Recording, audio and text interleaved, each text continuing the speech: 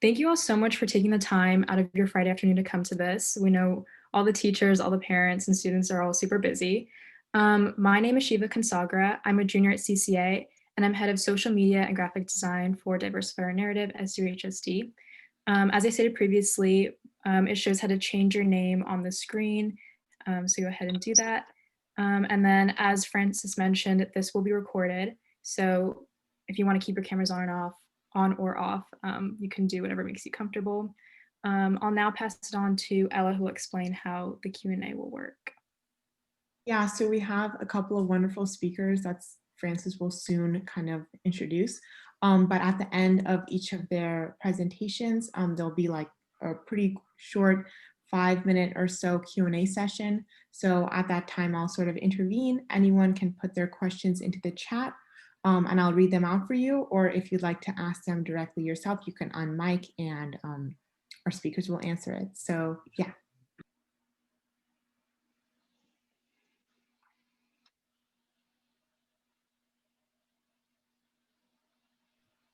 Hi, everyone. My name is Roxy Morris, and I'm a senior at Canyon Crest Academy, as well as co-leader of this district's Diversify Our Narrative chapter. Next slide, please, Kai. And so what is Diversify Our Narrative? Well, we'll refer to it as DAWN for right now, and it's a grassroots student-led organization comprised of students from across the nation. So our district's chapter was established over the summer in response to the events surrounding the Black Lives Matter movement. And we've grown from around 2 members to a Slack channel of 44 members and counting. Dawn's message is to be anti-racist and encourage a productive dialogue on race and identity through racially diverse, anti-racist texts in schools.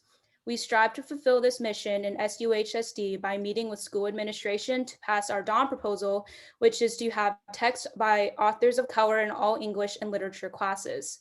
We also want to create projects to highlight minority voices and host events like this one that introduce educators to ethnic studies practices. Now I'm going to pass it along to Francis, who will introduce our amazing speakers. All right, so next slide, please, Kelly. Okay, thank you so much. Hi, everyone. I'm Francis. I'm a senior at CCA and the other co-lead of Diversify Our Narrative SDUHSD.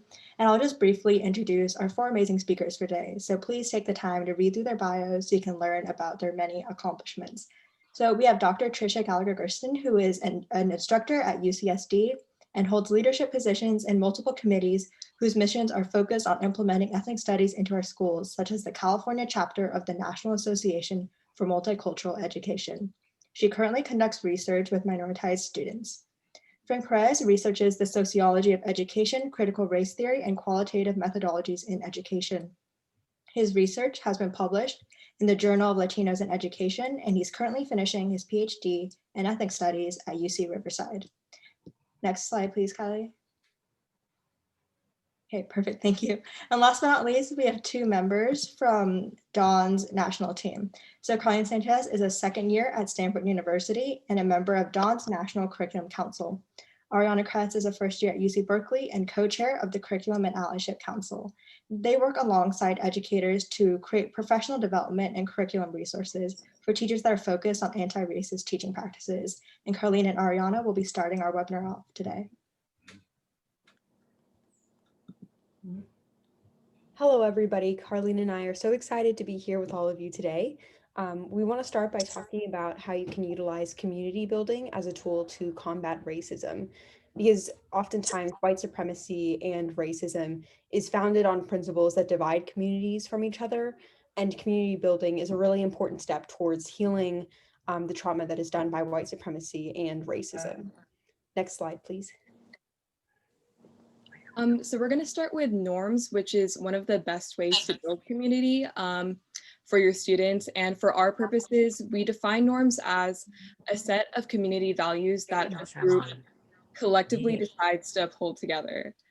It's important to note that norms are created with your students, not for them, as rules would be. An easy way to differentiate the two is that norms are fundamentally rooted in your community's values. So, for example, let's say like in our space, we value respect, and to show respect, we will listen to others while they're speaking. By framing your classroom as a collectively shared space rather than just the space of the educator, we give our students the opportunity to empower themselves, to hold each other accountable, and to hold the educator accountable. Next slide, please. So here are just a few questions you can ask yourself when establishing norms with your students. What values do we share as a community? What does success look like in our space? What can we do to ensure everyone feels safe and at home in our space? What can we do when someone feels unsafe in our space?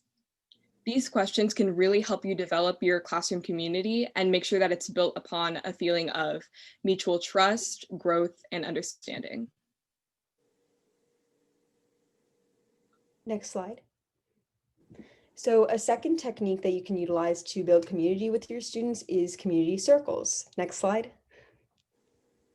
So community circles can be defined as a restorative practice that is a part of the larger community of restorative justice and transformative justice that allows teachers and community members to build and restore communities.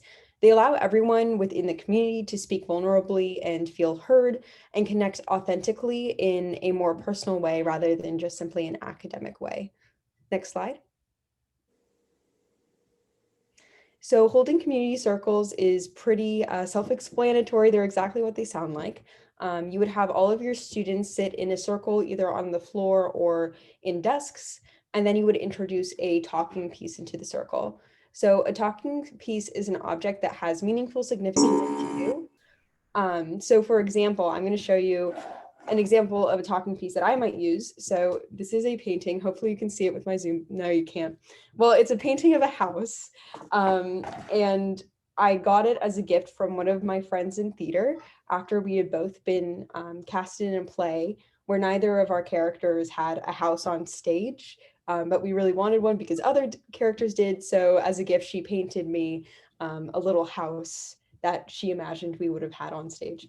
So by introducing that kind of object into the circle, you're demonstrating to your students that you're just as willing to connect authentically and be vulnerable with them as you would expect them to be with you. I would also suggest after you introduce your talking piece into the circle that you create or you give out a question or theme that can be discussed in the circle. And you would it's important to start with low stakes questions that you can work your way up to more in-depth questions. So example of low stakes questions might be, what is your favorite animal and why? Or what is the best TV show that you've ever seen? And then eventually you'll be able to work up to questions like, what does a relationship built on trust look like? Or what is something in the current, in your family life that is affecting you today that you're bringing into this space and things like that. Next slide, please. There's a lot of different types of community circles. The ones I've just described are examples of community connection circles, but they could also be utilized for academic review. So for example, right before a test, you could have your students all bring a question that they need help to review on. They can be used to celebrate birthdays. So for example, my birthday is actually is actually January 20th. So I might use that day to have all of the people in that circle say something that they appreciate about me. You may use circles to facilitate tough conversations. So that could be about something that is happening inside your classroom. So if you have two students that are having a conflict that maybe affects the entire classroom community, that could be something brought to circle. Or if there is kind of a traumatic news event, which we have had our fair share of this past year and the year previous, you could bring that to a community circle. And finally, a really important way you can use these are to support students, especially those that have been suspended or have left for a period of absence, maybe a family member passed away or something of that nature, in order to reintegrate them into the community. It's very important to do that rather than just brushing that kind of thing under the rug in order to destigmatize whatever the reason is why they left, and also give that student the opportunity to ask for support from their classroom, whether they need notes from a lesson or someone to help them cook dinner that night. circles can be a really great way to give that student support. Next slide, please. So the benefits of community circles are numerous. Obviously, they establish community, which makes basically every part of the educational experience easier, makes students more willing to ask questions in class and collaborate with each other. And I've also heard from a lot of teachers that it actually ends up saving classroom time because students enter the space more focused and prepared to learn. Next slide. So now we're gonna jump right into how you can be more anti-racist in the things you're teaching now, so pertaining specifically to your curriculum. In the past, when working with educators, our council has often spoken to teachers who say they are open-minded to implementing more anti-racist teaching, but don't really know where to begin. So here are just a few ways that we think you can incorporate anti-racism into your curriculum that you have in place right now. And through these activities, we hope to highlight BIPOC stories and be more critical when thinking about how exactly our material affects our students. Next slide, please.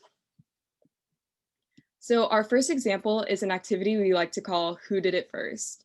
The examples that we're using right now pertain specifically to STEM classrooms, but this activity can be adjusted to fit virtually any subject. You can do this with your students or even just as a personal reflection to think critically about your own classrooms and what pervades the materials you're teaching. So let's start with the Pythagorean theorem. Although the theorem was first introduced in Plimpton 322, a Babylonian tablet dating back to 1800 BCE, the theorem is credited and literally named after Greek philosopher Pythagoras. Here we see how Eurocentrism is literally built into the language that we use in the classroom. When we don't center BIPOC students, especially in STEM classrooms, we remain complicit in perpetuating the white narrative and make it seem as though our students of color have no space in these spheres. Next slide, please. Another example of who did it first comes in the field of genetics. Gregor Mendel on your left is often referred to as the father of genetics. However, research shows that indigenous farmers in southern Mexico actually implemented selective breeding in their farming as early as 10,000 years ago. Again, we see how the theories and ideas taught in STEM are often skewed to favor white history. This lack of representation can be extremely damaging for students, but it also comes to show the perspective and rigor that we lose when we fail to teach BIPOC history and material. In my opinion, we do our students a disservice by not being as holistic as possible in our curriculum and offering them the opportunity to see themselves in their textbooks. Students shouldn't have to dichotomize their identities at home versus in the classroom. As a student myself, I found that learning about my own history and culture has made me a much more excited learner as a whole and has deepened my relationship with myself and my identities. Next slide, please. Another activity you might want to incorporate into your classroom is something we call identity practice. So right here we have listed a basic structure that you could follow with your students in order to do this, but instead of just reading that out loud to you, I would like to actually do it with you. So next slide, please. All right, so we're going to take a look at these two passages right here. I'm going to start by reading you a portion of each passage. So the passage on the left is, pretend that you cannot see the names on the bottom. So the passage on the left starts with October 13th, 1837, sent the wagons to the Indian encampment and commenced loading in the evening.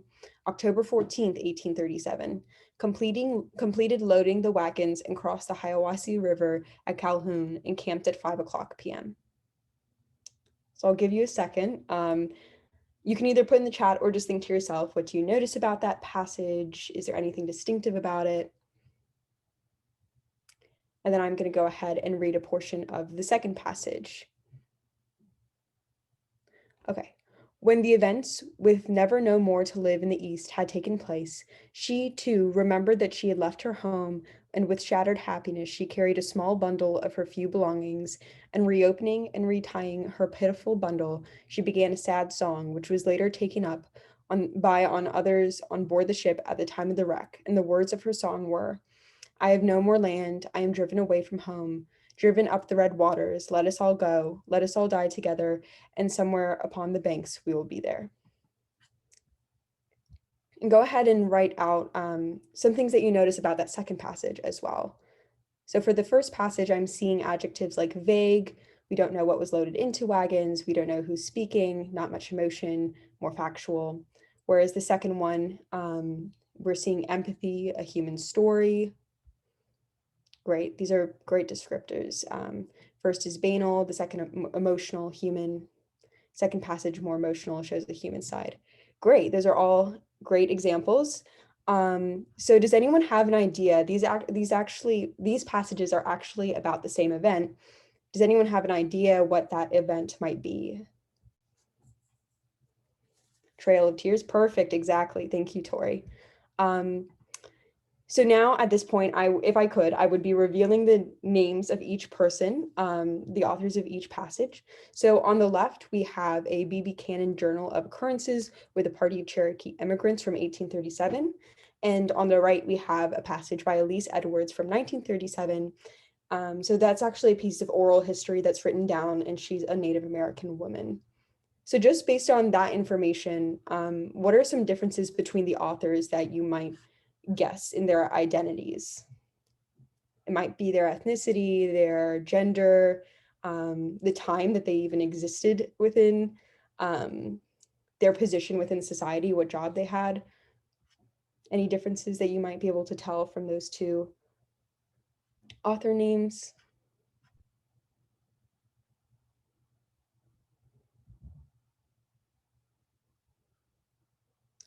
Okay, I'll go ahead and share. So the person on the left is someone who is a government official upon the Trail of Tears, whose goal is to keep order within the Native Americans who he's forcibly removing. Some other examples, unclear who the first is about, not emotionally involved, probably not Indigenous, perfect. One is white and one is Indigenous, exactly right. And you can see too, they're separated about 100 years apart. So how might these different aspects of their identity, how do they lead to differences in what they write about, what they cover in their passage, maybe the tone of voice they use? One is written and one is oral. That's also a very important difference. Thank you, Kathy. Feel free to unmute as well.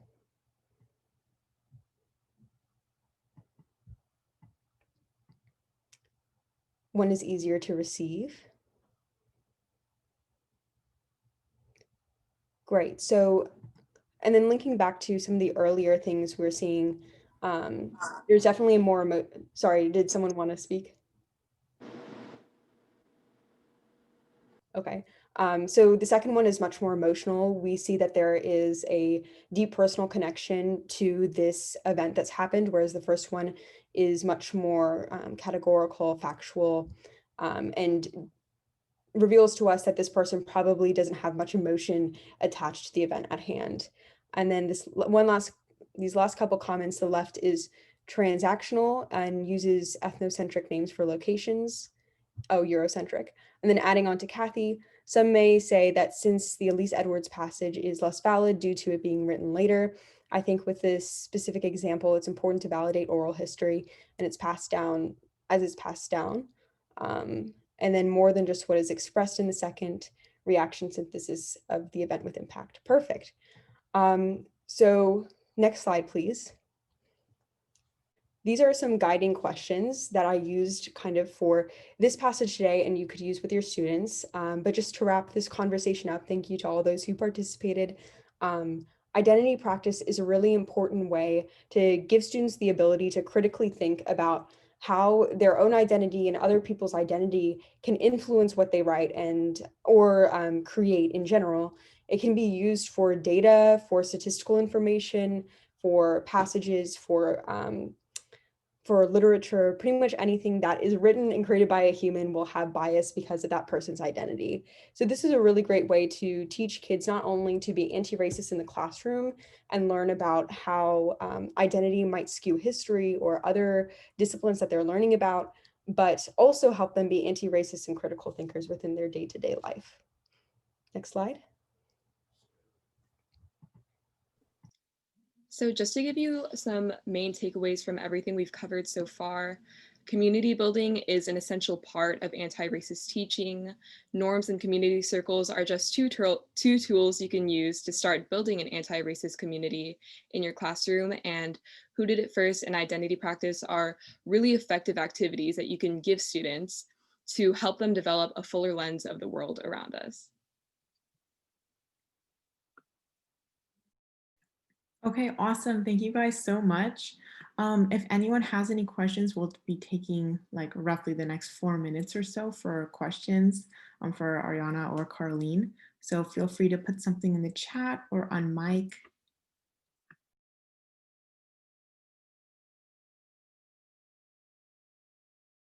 I was gonna say, it's so funny that like this is sort of a role reversal, right? Like all the students are running this, we're waiting for the teachers to put something in the chat.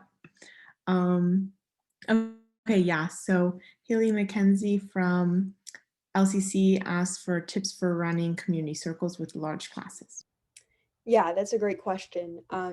You could restructure the community circle to be one that's called a fishbowl circle, in which you have some students like more in an inner circle and some on the outer circle.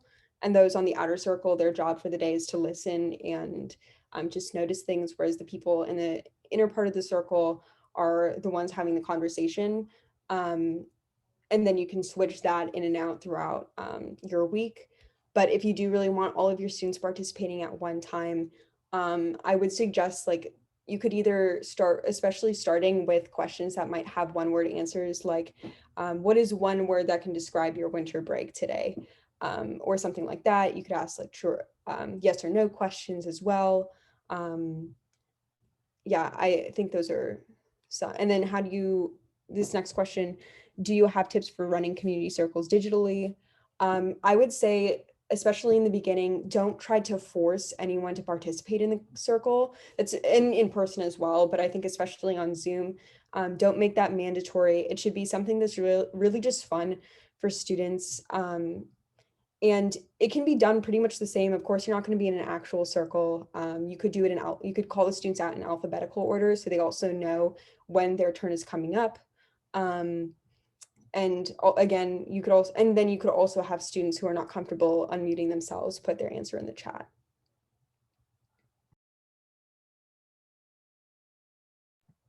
These are a lot of questions. Thank you so much. Carlene and I will try to get to them too in the chat after our part is done. Yeah, and if you have any questions afterwards, you can always direct them to the Diversify Our Narrative email. Ari and I will be sure to get to all of them as soon as possible. I think we have time to take one more. So how we can start with like Carlene answering this. What can parents do to help and support you all in this incredible movement? What are your barriers to making this change happen? What can we do to help overcome those?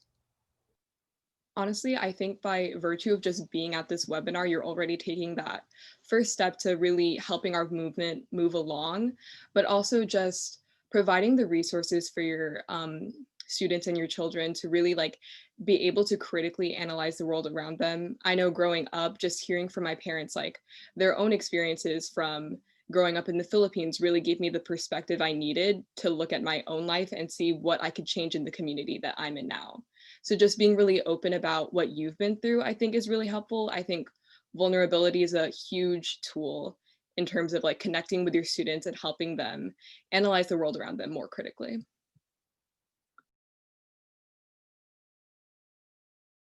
Okay, yeah, that's the end. Ariane, Carlene, if you want to like try and answer some in the chat, that would be great. And if not, if anyone else has any questions, then we'll have everyone's email at the very end of this presentation. But now we'll move on to our next speaker.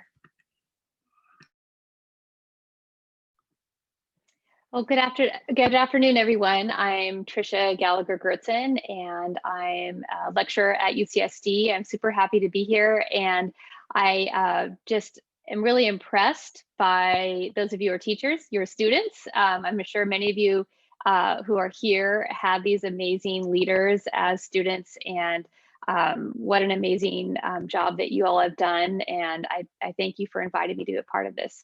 webinar. I also, as was mentioned in the introduction, lead San Diego Unified School District's Ethnic Studies Advisory Committee and part of California NAME, and we are trying to support the movement in California and beyond to bring ethnic studies into elementary, middle, and high schools.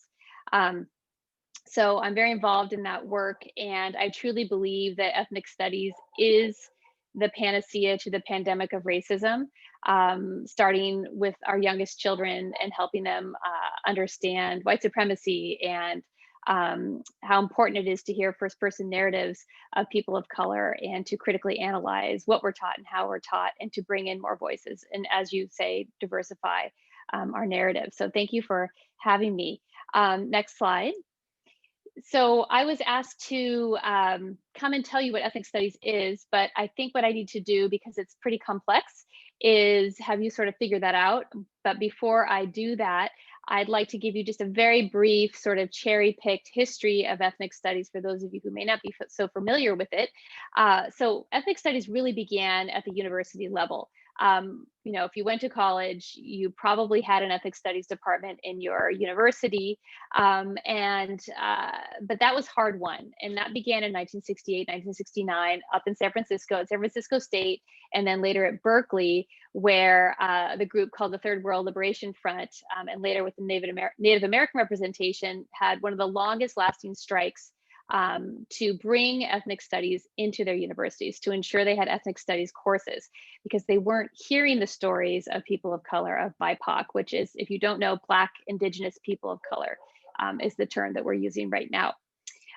So we're gonna jump around in time, but very quickly. So thinking about high school and bringing ethnic studies from the university to the high school, it's 1993 when we see Berkeley High School make ethnic studies a graduation requirement. There were ethnic studies courses in high schools across the nation, very few, but it became a requirement in '93 in Berkeley. And then fast forwarding very, very far to San Diego Unified School District, where, as I said, I chair a group that's pushing for ethnic studies. We created, or the board rather, and this is maybe a model for San Diego to follow, mandating the creation of a committee to advise the district on how to create ethnic studies. So that was a really important piece of our campaign for ethnic studies in San Diego Unified, is this committee. So the school board said, we need to have this committee. We need to figure out how to do this in our schools. And again, you may know San Diego Unified is the second largest district in the state after LA, and we're, I think, 7th largest right now in the nation. So we're a big district. And I also have 3 children in the district as well at elementary, middle, and high school level. So I'm deeply involved in many ways. And then we move on to June of 2016. We were able to, in San Diego Unified, get our Introduction to Ethnic Studies course approved by the UC, so that it was a A through G approved course, which is really important. We also felt it was important to give ethnic studies to students early in their high school careers in the 9th grade, and that was strategic as well.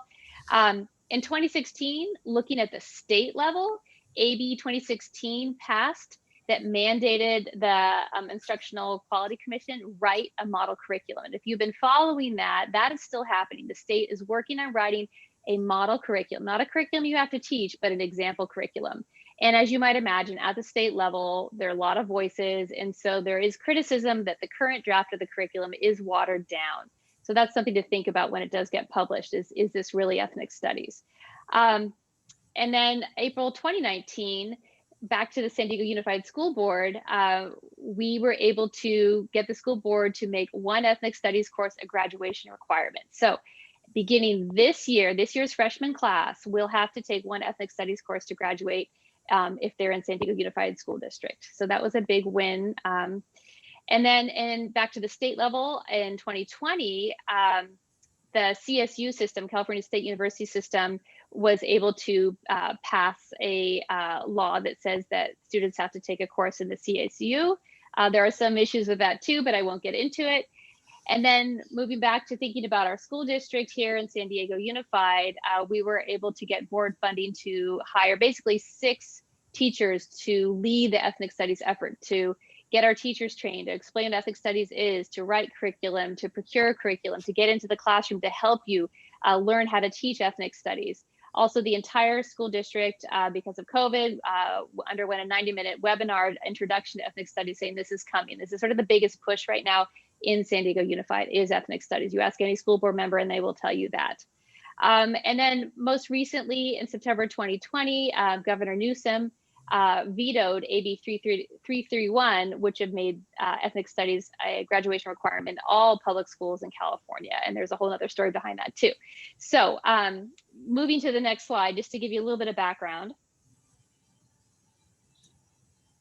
All right, so what I would like to do to give you a sense of what ethnic studies is describe what the ethnic studies movement in California is calling the 7 C's. These are the 7 C's. And if you are using these 7 C's in your classroom, you are doing ethnic studies. Now, they're very complex. There's a lot of words. You know, we could teach multiple university graduate level courses on all of this, but I want to give you a taste of what ethnic studies is through the eyes of the 7 C's. And so the first C is celebrate and honor Native peoples of the land and communities of color by providing a space to share their stories of struggle and resistance, along with their knowledge. And this isn't something we often do in schools. And so it really echoes what you're hearing from the leaders of this group in the first presentation. So an example of that might be a lesson about the pre-colonial history of the land that your schools sit upon, and highlighting the contributions of Indigenous people and their resistance and how they're still alive today. And so you see a picture here of Kumeyaay people present day marching and protesting. So you could even study those sorts of events. Why are they protesting? Oh, wow, they're still here. Lots of kids will tell you that. What is it that they're upset about being on this land? So there's one example. And on to the next C, please. The next C is center and place high value on pre-colonial, ancestral, Indigenous, etc. knowledge. And the reason ethnic studies focuses on history pre-colonization, pre-contact, right? Pre-conquest is that if you think about the history we teach, the stories we tell, they're always after conquest. And we act as if Indigenous peoples are gone, they didn't exist, nothing happened before, in this case, European people came to this land, right? That we now call the United States. And so ethnic studies says we need to look at what happened before. So for example, a lesson could be studying the 3 sisters, right? Corn, beans, and squash. And that is something that Native people understood for a very long time, that now, even in contemporary times, people are saying, oh, wow, I'm creating the 3 sisters garden. It's like, well, this information was already out there. The knowledge, the deep knowledge about science and agriculture came long before we think we discovered it, right? Present day. Okay, moving on to the next C, please. I know this is a lot of information, so hang in there.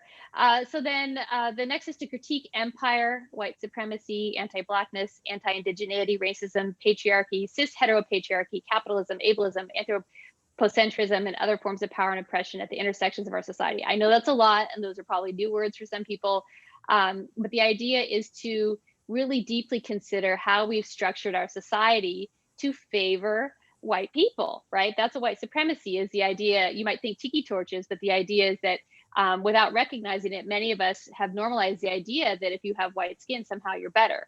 You may not say it, but if you look at the structures and how we put our world together, you see that. So one way you could study that is looking at brochures, travel brochures that tour companies put out and how they stereotype Black, Indigenous people of color, BIPOC populations. And that can create a discussion of, if you look at the photos here on the slides, of how we exploit people of color for profit, right? And these stereotypical, come to this empty, unconquered land and you'll see the Native people in their habitat in their pure stereotypical form. Won't it be wonderful? Come to the beach, right? So it sort of gets on, it critiques this idea of colonial desire. I know I'm getting very professory on you, but just want to give you a taste of some of these ideas. Okay, next C. Okay, this is about challenging now imperialist, colonial, hegemonic beliefs and practices at 4 levels. Ideological, right? How are these ideas embedded in what we do and think? Institutionally, how do we structure colonial ideologies into our schools, into our legal system, et cetera? Interpersonal, between people, and then internalized. How have we as people come to believe these as true about ourselves, right? So one way you could do that, maybe even with younger children, is you could have high school students or elementary school students look at children's books and the pictures and the words in them, and then they could create a bar graph of the social status of those characters and the ethnicity of them. And you might find out that, oh, wow, this book is normalizing the idea of a silent Asian American, maybe who doesn't need help, right? Or it might be, oh, this book is really promoting the power of Black girls, right? But you create a bar graph showing that. So that's just one way to sort of challenge some of these stereotypical ideas that we see that have roots in colonial oppression, imperialist ideas of European Americans typically taking over a land and saying, renaming the plants, renaming the people, renaming the animals, and telling everyone how they should be, how they should think, right? And erasing who they were in the past. Okay, next slide, please.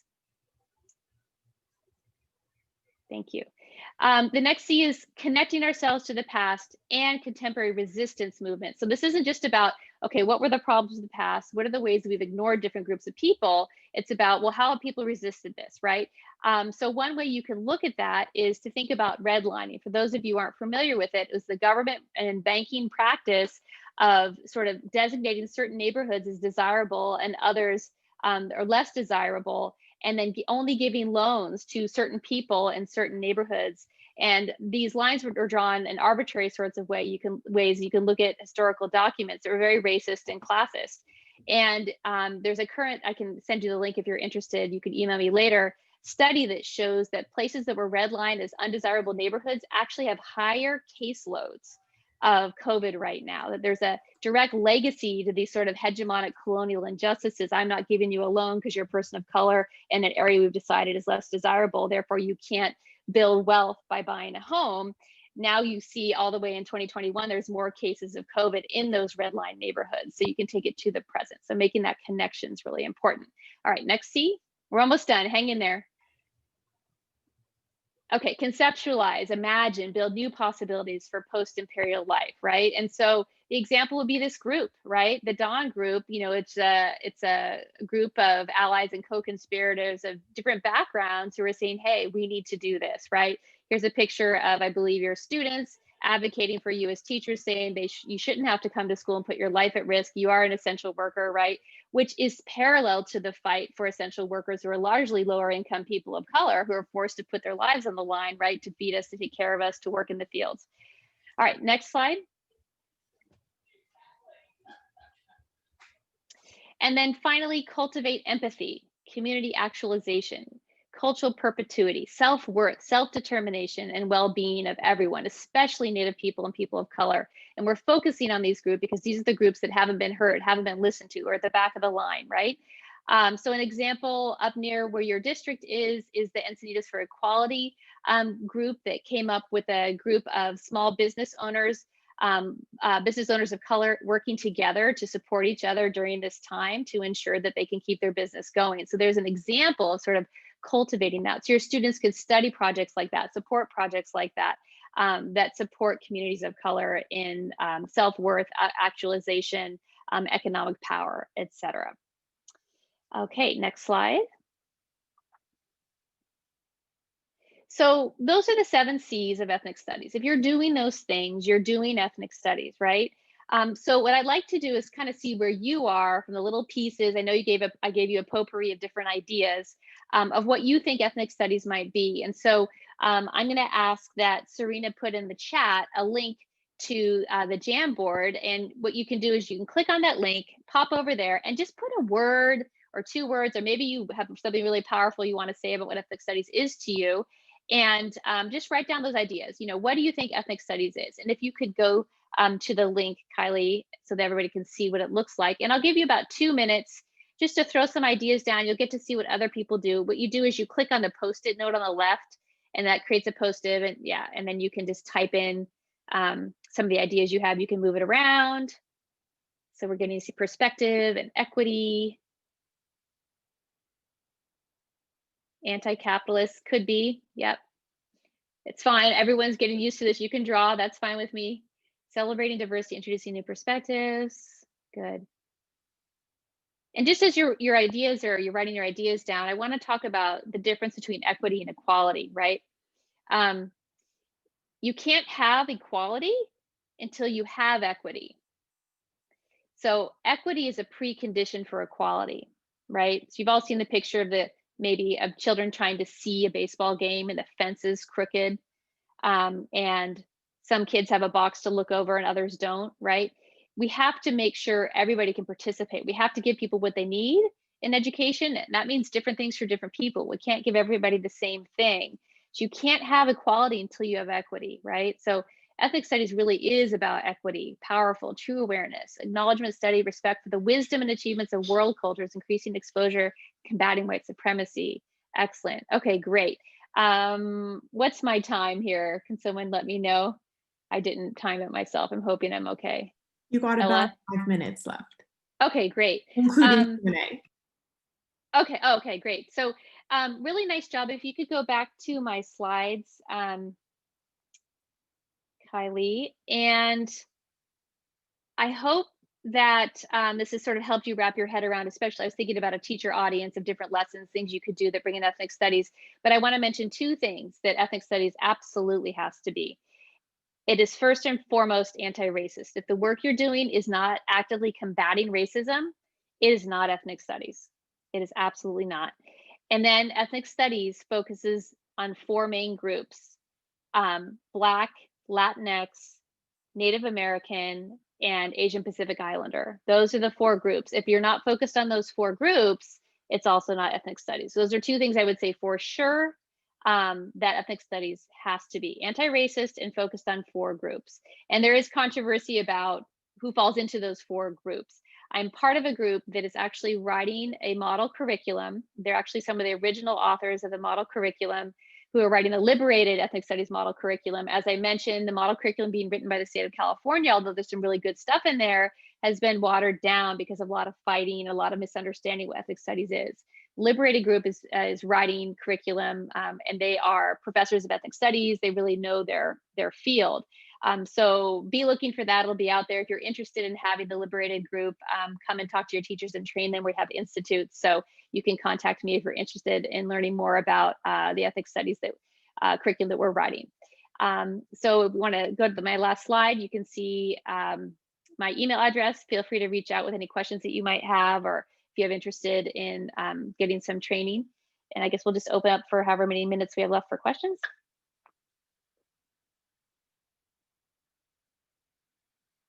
Yeah, we'll just have a couple minutes of questions for right now, but make sure to take down her email.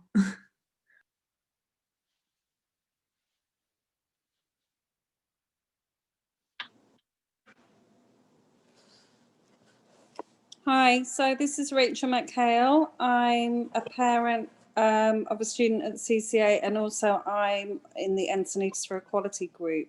Thank you so much for all of this. My question is, what can we do to support all of you in influencing further the SDUHSD school board to make sure that ethnic studies do become part of the curriculum? Well, I'll let your organizers answer, but I can tell you from studying how different districts across the state have gotten this going is you've got to get your board to make it happen.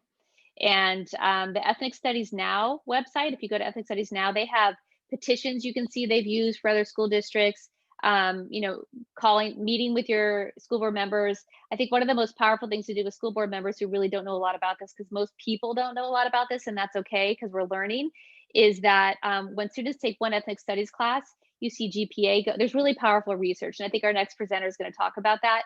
But there's a lot of compelling quantitative evidence to show that when a child takes an ethnic studies course, they do really well academically. And usually that's a quick sell for board members. I think that there are board, I don't know anything about your board, but I think the anti-racist piece right now, I think is really powerful for a lot of people, a lot of white people who are just sort of waking up to the racism in our country. So that's just a couple pieces of advice for you.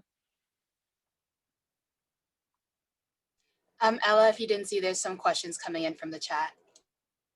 Okay, I'll read one question and then we'll have to move on. So let's see. Would a first step be to pilot an ethnic studies class at an individual school site?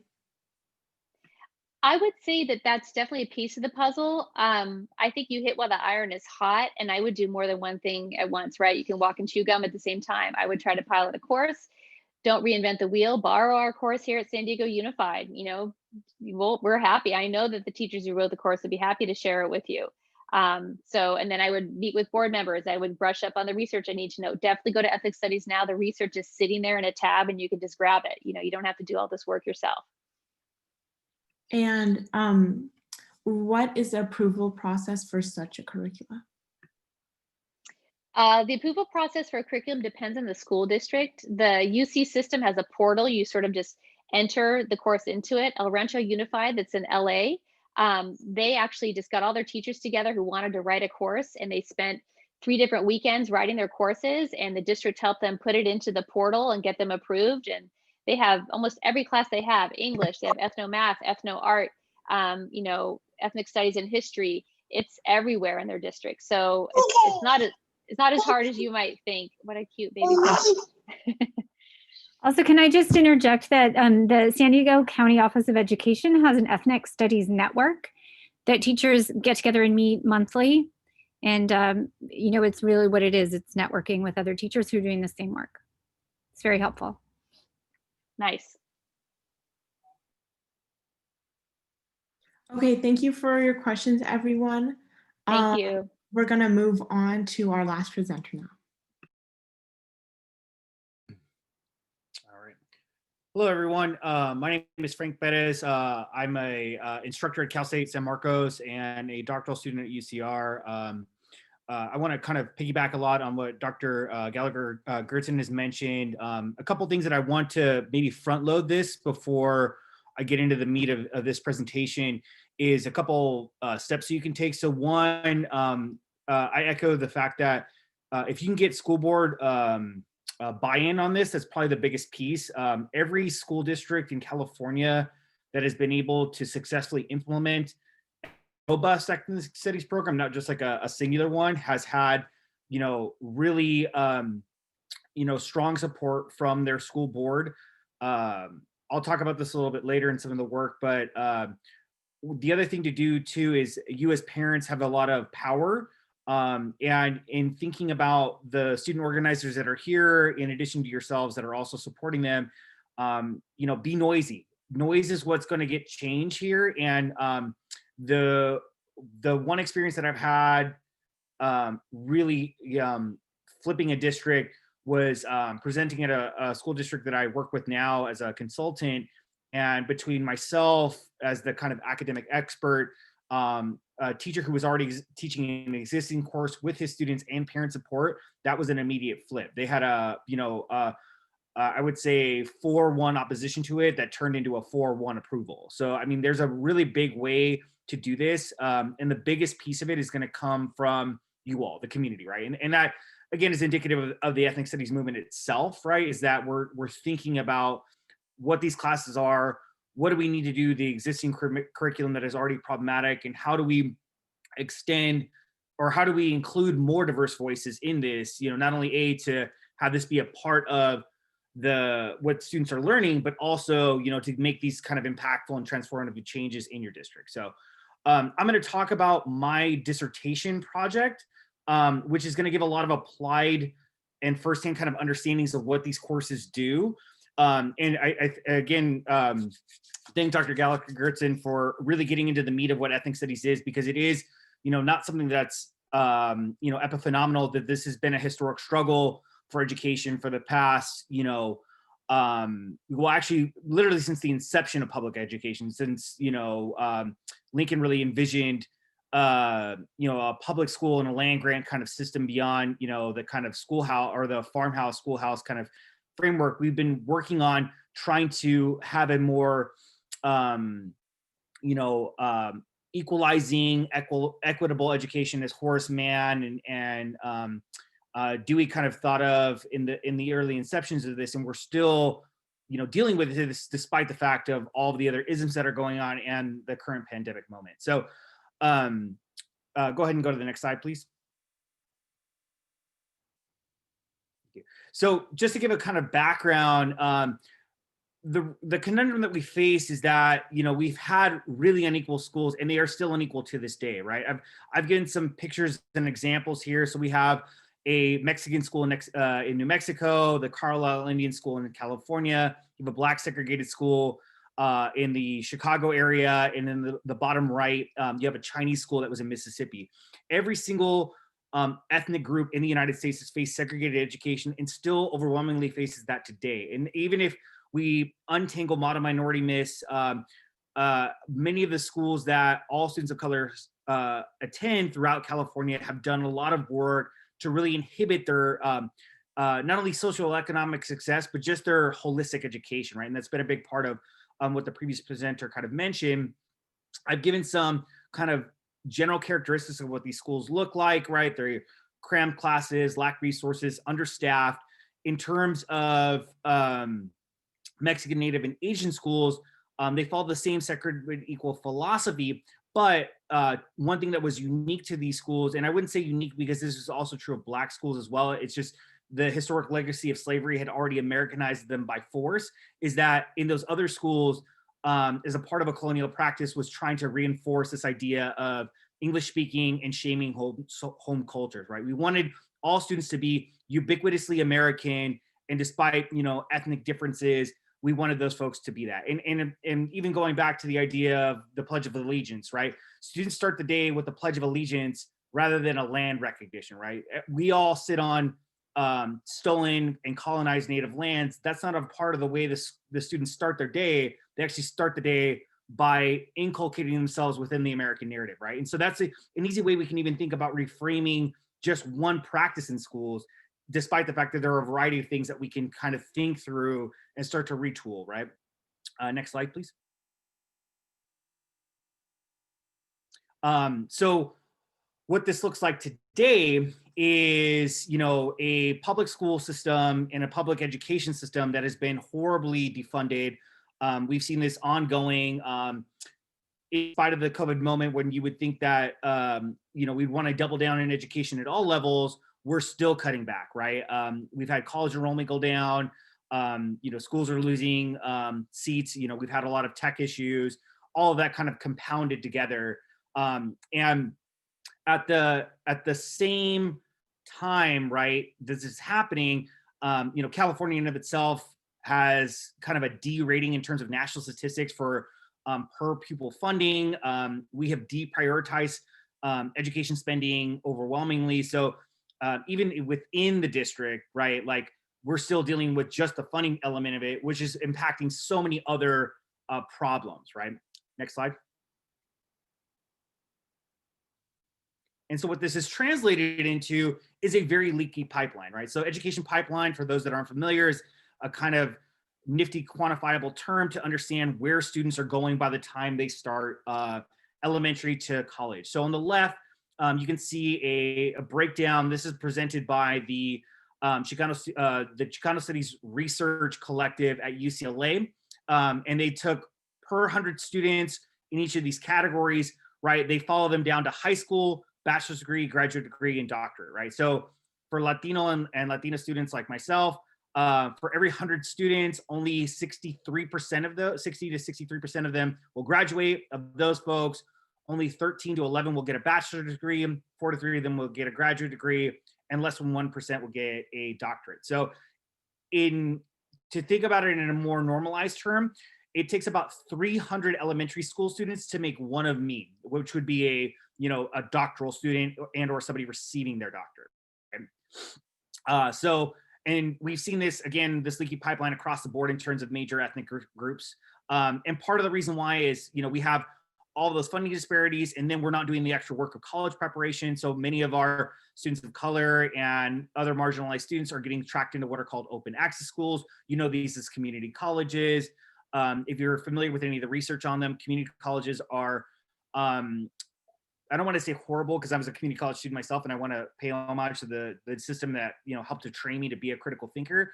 But the average community college time frame is somewhere between 4 to 6 years for a 2-year degree, and the retention rates are super low. It's somewhere around 11% in terms of their year-to-year retention, right? So what we can distill from this is that, again, from the beginning of the public school system to today, these institutions are not doing enough to educate students generally, and obviously having this disproportionate impact on students of color, right? And so one of the things that we are trying to wrestle with now is how to fix this. Next slide, please.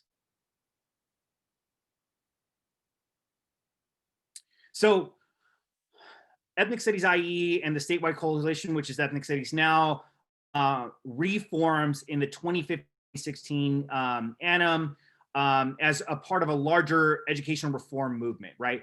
It is about curriculum, but it's about fully diversifying schools, from staff throughout, right? So we recognize that students of color are becoming a significant majority in K-12 schools. California, just for context, educates 1 in 4 Latino students in the United States. So it's a huge amount of that demographic that's here, right?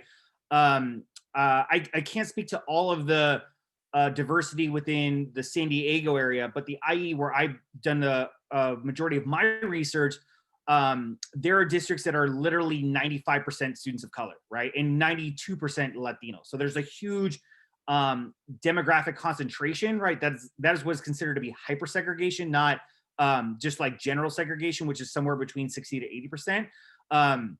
So in these schools that are predominantly BIPOC students, they have zero access to curriculum that reflects their experiences, right? And, as we see this happening in all these other issues, there hasn't been much of a reform, right? So what we're pushing for in this, right, is in ethnic studies course, both general and specific. So these are like the intro to ethnic studies courses. And then we're also thinking about Chicano literature. We're thinking about, social justice politics. We're thinking about statistics for social justice, whatever that looks like, right? So those specific pieces as well. We want the schools to mandate ethnic studies as a graduation requirement, in the recognition that these courses do so much, not only for holistically educating students, but as I'll talk about in a second, increase a lot of important learning outcomes, right? Fully funding all of those ethnic studies programs. And this is a big piece of this, Kim. The biggest frustration that I've had as a researcher, a student, an organizer, and now as a consultant is that there is not enough money backing these. I've seen a lot of symbolic school board reforms come out, and even at the statewide level, a lot of the emergent legislation does not have real dollars tied to this. It needs money, right? We need to buy books. We need to hire FTE teachers. We need to be able to support PD by sending folks to workshops, by, whatever that looks like, to do that work, right? We need to hire more teachers and counselors of color, right? So that's a big part of this as well. And then, obviously providing specific cultural sensitivity training for all staff and faculty, right? So that's all part of the work that's going on to get us to this point. Next slide, please. So in terms of the impact of ethnic studies, there are 2 prominent journal articles that are talking about this, but there's a growing body of research that's going out there. This is part of the work that I'm doing. In terms of the quantitative work, both by Nolan Cabrera out of Northern University of Arizona, he had a research team audit the Tucson Unified School District Mexican American Studies program, one of the longest standing and most effective ethnic studies programs in the United States. They found, in accordance with Dean Penner, so Emily Penner is out of UCI. I'm going to forget Dee's first name. He's out of Stanford. They did a quantitative analysis of the San Francisco Unified School District's ethnic studies program. They found that for students who have taken these classes, they have a 1 to 2% point increase in their GPAs. So if they were at a 3.0, they're going to go up to a 4.0, so on and so forth, right? Attendance rates are increasing by 30 to 40%. Credit completion rates are going up by an average of 23 credits. All of the student on and off campus engagement is going up. Graduation rates, college going and aspirations and matriculation rates all go up. So in short, if you take an ethnic studies class, you are more likely to increase your GPA, want to come to school more, do better overall by completing more credits, and are more likely to go to college. A great example of this is Coachella Unified School District.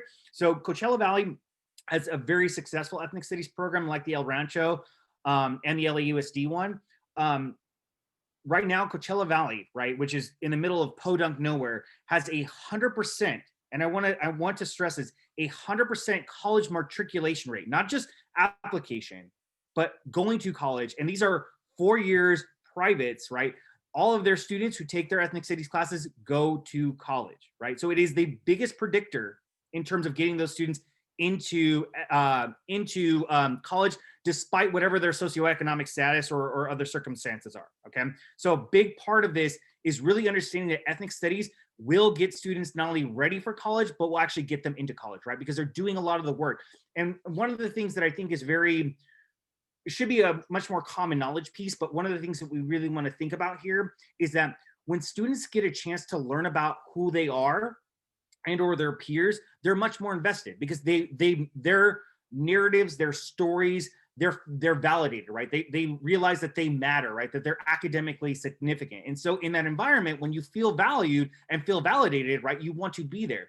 When you go to a school environment, when your stories aren't being shared, or there's a misrepresentation of your history, right, that's in opposition to what has been told to you by your family or by your culture or by your community, then students are going to disconnect, right? So what I can tell you in terms of what I've seen in the research aspect of this is that when students are exposed to these pieces, they're much more engaged, right? They're much more invested and they want to do better, okay? Next slide, please.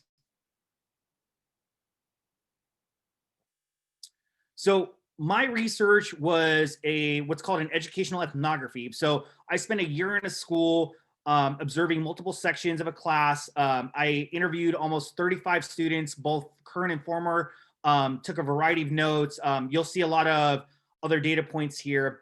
And this is a class that essentially the teacher, Mr. Flores, who's still at the school that I did the study. I'm only using selective terms for anonymity purposes, but I can give more specifics on that later if folks need it. But this course he developed essentially from the ground up, did all the work to get students into his class. So I actually went to other teachers' classrooms and promoted this, didn't have support from counselors, so on and so forth, and has one of the most well-attended courses of any of the classes, throughout the school. This is also including AB or AP, IB classes, all of those, right? This is a class that is very well supported and has a huge impact on the school in and of itself. Okay, next slide, please.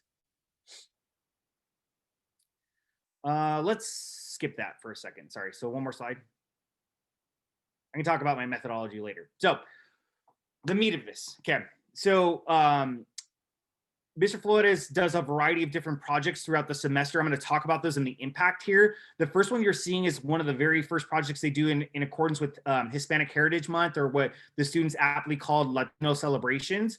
And so they did a bio poster project where they had to go out and find a significant Latino figure and do a short pop-up poster on this, right?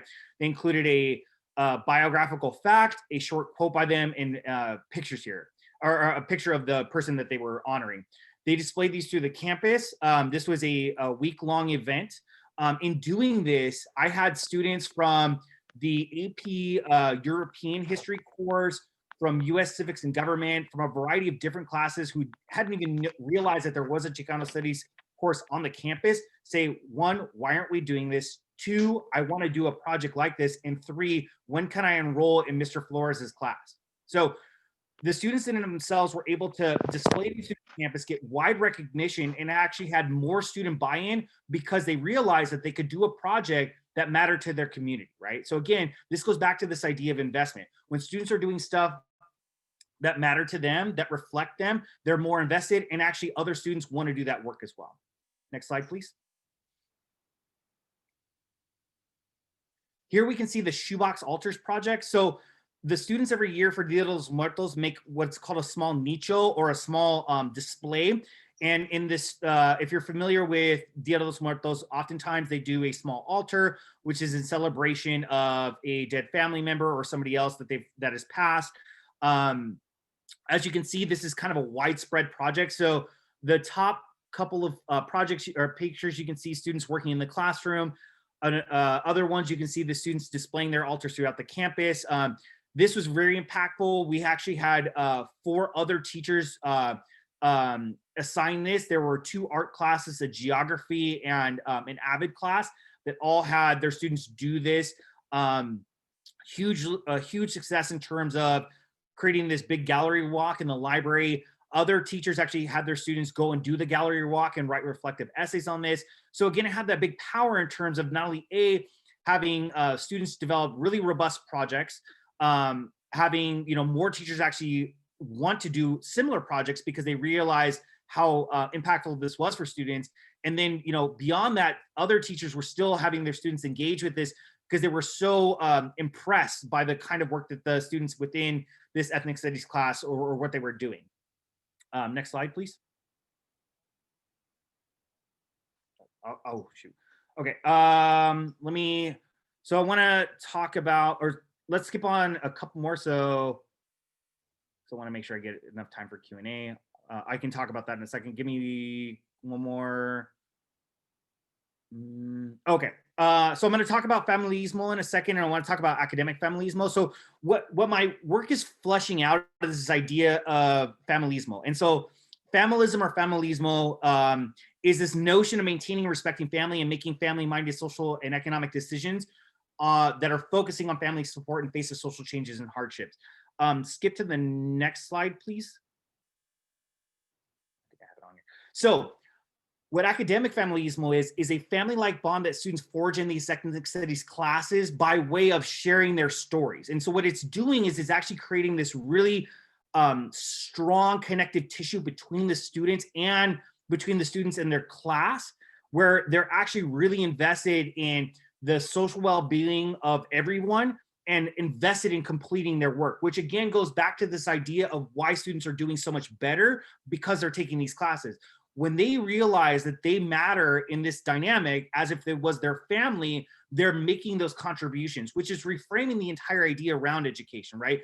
We're moving from a GPA's capitalist-based model to something that is much more meaningful. I'm creating these projects because I want to celebrate my family, rather than I'm just doing this because I want to get a good grade, right? So this is really about redefining success and these kinds of projects. And again, I'm only giving you a smattering of some that I've used, that I've studied within this context, but other ethnic studies teachers and what I've been working in my role as a curriculum consultant is trying to build curriculum projects and assignments or pedagogies, right, where students are feeling this kind of validation, this inclusion, this kind of familismo that's really bonding them to the sense of education. And that's what I think is the biggest takeaway, is that ethnic studies builds that type of connectivity to education that really helps students want to be a part of this, right? They feel vested in completing these projects. These students will go on and realize that there are issues in their schools, like the Dawn organizers here, that are realizing that there's something that they can change in themselves,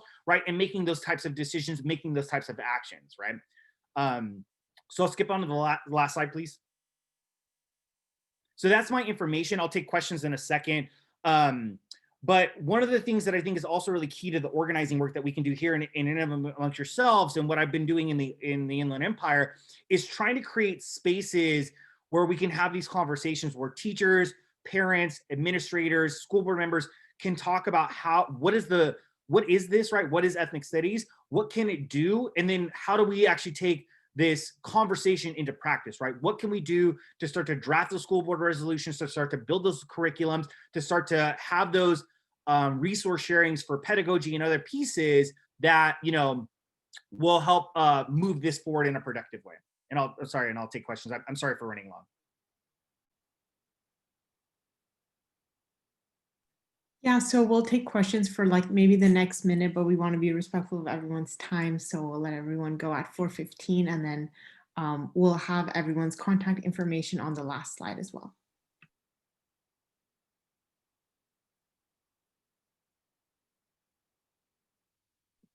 So if anyone has any questions, feel free to put it in the chat or unmute and say them out loud. Since it is nearing to 4:15, if anyone needs to go, please feel free to, but also we'll have the recording and the chat saved as well that we'll send out to everyone who registered at our Eventbrite. But if you would like to stay and ask a few more extra questions, then please feel free to do that as well. I don't mind hanging out for a while too. So wanted to go up. So Maura was asking about LGBTQIA plus voices. So that's a political decision. Obviously, like with all of these pieces, you know, we even within the canon of ethnic studies, there is a lot of patriarchy, cisgender heteropatriarchy, where the reliance is on men's voices. There are, so one, I would say that pushing ethnic studies is not the end goal, right? This is a part of the larger project, right? We need you know, feminist studies, gender studies in schools, all of that matters. When we think about creating new courses, we want to make sure that in those units there is space available for that, and that's a big part of this. So for example, one of the things that has been that we've been doing a lot in the Inland Empire, which I'm hoping can get actually translated here, is within the D requirement, which is the US history course. A lot of history teachers are now doing what's called a US history, race, class, and gender, right? And so they're specifically enunciating the struggles of poor folks, of people of color or BIPOC folks, and women, and LGBT plus folks within those narratives, right? And so that, again, when you're writing your curriculum, is to be strategic in implementing that, right? Or if you're gonna have, you know, some other kind of course, right? Like assume that you wanna have a women of color or a queer of color history course, or you know, some other kind of mainline course, right? And one of the things that we can do to have more robust ethnic studies course offerings is, one, to align existing courses like ELA courses, like social studies courses, and VAPA courses within an ethnic studies framework. So make sure that they're dealing or honoring and addressing ethnic studies classes, but then also creating specific courses that are beyond that, right? Whatever that looks like, you know, leadership courses, specific G courses, electives that can also do that work too. So it seems we have one question from earlier. Some teachers at my school have been accused of teaching politics or their personal views when engaging with these subjects. How can teachers / administrators support each other and respond to these accusations? Yeah, so I think that's a hard question. So in my work, so I've taught community college, the CSUs and the UCs, and I know I don't have enough K-12 teaching experience. I've only researched in that space. One of the things that we have to be very clear about is that this work is political, right? And I understand the hesitation in doing that because, you know, there's a lot of mudslinging, but the work of ethnic studies is a political movement, right? This is about reclaiming an institution to better serve our needs in line with an equity argument, right? In doing that, I would say that the best way to address those concerns and conversations is to be overt, right? Do not say that you're being neutral. Say that you are coming from this critical race framework, right? So can I jump in, Frank? Good. Sorry. No. I think that, of course, that's the scariest thing for majority white school districts to do.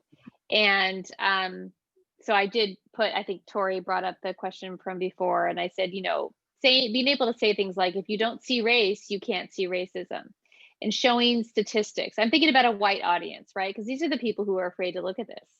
People of color aren't afraid. The majority are not afraid to look at this, right? And the other piece is that the curriculum we have is already political. All teaching is political. The curriculum we have is white supremacist. And maybe that's not the term you use so people understand what white supremacy means, but the curriculum we have does not diversify our narrative. It is unilinear, and it's coming from a very narrow perspective. And so do you want children to only be able to talk about one perspective of history, of math, of reading, of writing, of the world, right? We want our children to be able to compete globally. And you can't do that unless you understand the perspectives and the stories of everyone. So the idea that it's political is silly because it's already political. So, you know, and I think also like your graphs, Frank, that you showed, the pipelines and the statistics of women and men and different ethnic groups and how they do in school, all you have to do is show that and say, there's no genetic difference between different races and social constructs. So explain to me why we have this. It's because we are only teaching one group. We have to teach them all. So there's a lot of sort of ways you can help people see, okay, you're right. We do need this, and everything is political. Yeah. Yeah. It was interesting. Rocio mentioned the true story of the Alamo, right? Like if you look at public schools in Mexico, they don't teach the U.S.-Mexico war as this kind of sanitary thing that just happened. It's the invasión de Estados Unidos. It's the invasion of the United States. It's that word choice in and of itself is extremely political. I'm thinking about the California Mission Project. I remember that as a kid. I did that project under this complete auspice of like, oh, I'm going to go see a mission. This is a historical site, not realizing that this is a site of genocide, right? People were raped, murdered, tortured there. And if you're an Indigenous student in a public school who is doing this project and thinking about this as some historical artifact, you're eliding the entirety of the gruesomeness that happened there, right? The Trail of Tears, right? All these pieces, when they become sanitized, that's about maintaining a type of political narrative that substantiates white supremacy, cisgender heteropatriarchy, ableism, all of those things, right? And the sad part is like when we really dive into this, we actually see a lot more communality from poor whites and people of color organizing for better change, right? Like, I mean, if we try to maintain the status quo, we lose the opportunity to build grassroots connections, real solidarity, this feminismo that I'm talking about here. This happens with white students, with Black students, with Indigenous students, with Asian students, right? Like it provides that connective tissue to build this, right? And I know it's uncomfortable, but like with healing, right? A lot of this is about historic and institutional healing. Healing is not a pain-free process. It is going to be painful. It is going to be uncomfortable, but we become stronger, right? I go back to the writer Gloria Anzaldúa. She's a famous queer Chicana author, and she talks about the metaphorical scars that are left by colonialism, right? By the borderlands. And when we think about that scar, it is traumatic. It's a traumatic reminder of the issues that we see, right? But that tissue is stronger, right? The bone that is broken, the ossification that happens there is stronger than it was before. That scar tissue is stronger than what it was before, right? It's about, mending those bridges, mending those sides that have been torn apart by all these historic practices that, builds us into this stronger community base, right? Yeah, thank you. Thank you so much. And thank you for the questions. We're going to transition now to Joy and Aya, just to close off our program. Hi, everybody. I'm Aya, sophomore at SDA and a fellow Dawn member. Just for those of you who are interested, this slide provides our contact information. So you can reach us through Instagram, email, or on our website. Our Dawn meetings meet Fridays at 3 p.m. and we'd love to see you there. We also have provided the contacts for our wonderful speakers if you'd like to reach out to them too and send your questions that maybe didn't get a chance to be answered over there. Can you guys stop presenting just so we can, okay. So I'm Ruppert. I'm a sophomore at San Diego Academy and the Diversify Our Narrative SDUHSD research coordinator. And I just wanted to say, for those of you who are still here, I want to thank you guys so much for coming, and it means so much to us. And we've been working on this webinar since I want to say November maybe, but it really fills my heart to see that all of you guys were able to make it, and for all of you who stayed for the questions. And we couldn't have asked for a better turnout with over 100 signups and with 88 people present, and with more teachers asking for the recorded version, which will be sent out after this as well. So I hope your questions were able to be answers and that you guys were able to learn some important information from our speakers. But once again, we thank you all so much for coming, especially on a Friday afternoon, and for teachers after a long week of teaching. That just is insane to me, and it makes me so happy to see that our district is so enthusiastic about ethnic studies. And we thank you all so much for coming. And as always, yeah, thank you so much. Okay, everyone, feel free to kind of exit out. But again, thanks for coming, and we'll see everyone soon, hopefully.